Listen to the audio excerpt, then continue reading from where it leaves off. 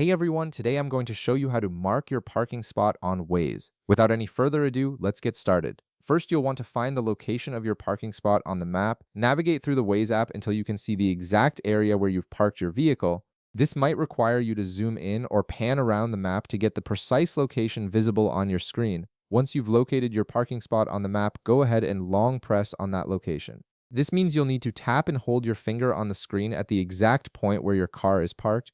This action tells Waze that you want to interact with this specific location and brings up additional options. After you long press, you'll notice that the details of that location appear on your screen. This information panel shows you various options and details about the spot you've selected. Take a moment to let this information load completely as it contains all the actions you can perform for this location. Next, look for the three dots icon within this details panel.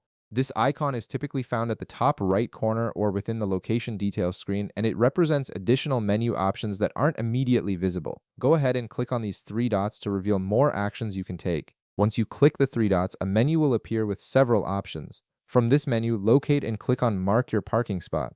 This feature is specifically designed to help you remember exactly where you've left your car, which is incredibly useful in large parking lots, busy streets, or unfamiliar areas. By marking your spot, Waze will save this location and make it easy for you to navigate back to your car when you're ready to leave. And that's it. You've successfully marked your parking spot on Waze, so you'll never lose track of where you parked again. If this video helped you out, be sure to leave a like, subscribe, and I'll see you in the next one.